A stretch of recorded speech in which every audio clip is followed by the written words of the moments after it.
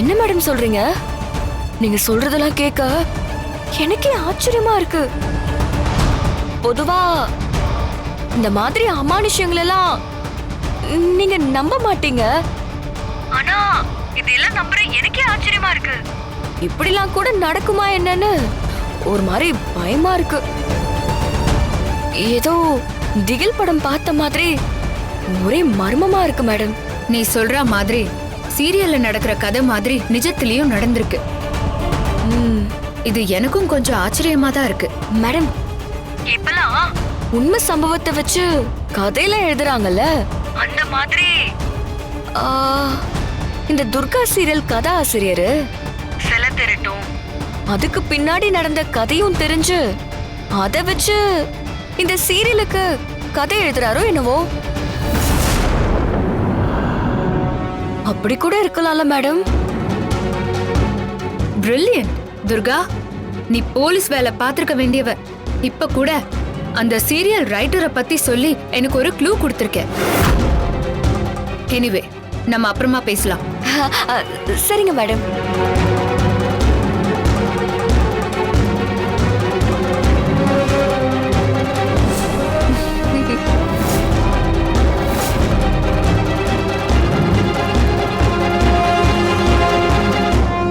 படியே கனகா, இங்க நடக்கிற அத்தனைக்கும் நீயே திரைக்கதை எழுதிட்டு ஒண்ணும் தெரியாத மாதிரி நந்தினிக்கு போன் பண்ணி அவளுக்கே க்ளூ கொடுக்கறியா? லூசு மாதிரி அவளும் அதை கேட்டுட்டு இருக்கா. அவளுக்கெல்லாம் யார் இவ்வளவு பெரிய பதவியை கொடுத்தது? துர்கா, நந்தினி மேடம் சொல்றது சரிதான். நீ போலீஸ்ல சேர்ந்திருந்தா இந்நேரம் பெரிய ஆளா இருப்ப. இப்ப கூட ஒன்னும் இல்ல அசோக், நந்தினி மேடத்துக்கு அசிஸ்டண்டா போக சொல்லு. இதுங்க ரெண்டும் அடுத்த ரெண்டு லூசுங்க. இதுங்களுக்கு ஒன்னும் தெரியாது, பாராட்ட மட்டும்தான் தெரியும். அசோக், நீ வேற இவ்வளவு தூண்டி விடாத. இத பாரு துர்கா, சீரியல்ல பார்த்தது எல்லாம் எதுக்கு அந்த போலீஸ்காரி நந்தினி கிட்ட சொல்லிட்டு இருக்க? நீ சொல்றத வச்சு சரியா தப்பான்னு அவங்களுக்கு ஒரு குழப்பம் வரும். அப்புறம் நீ தானே சொன்னன்னு உன்னை விசாரிக்க போலீஸ் நம்ம வீட்டுக்கு வரும். அதுவும் இல்லாம நம்ம கோவில்ல நடந்த சிலை திருட்டு பெரியவரையும் அவரோட சேர்த்து எங்களையும் விசாரிப்பாங்க. இதெல்லாம் நம்ம குடும்பத்துக்கு தேவையா? இத பார், அதிக பிரசங்கித்தனமா நடந்துக்காத, புரிஞ்சுதா?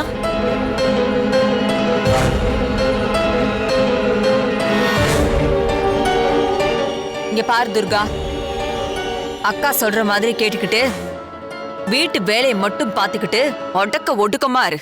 ஐயோ அத்தை,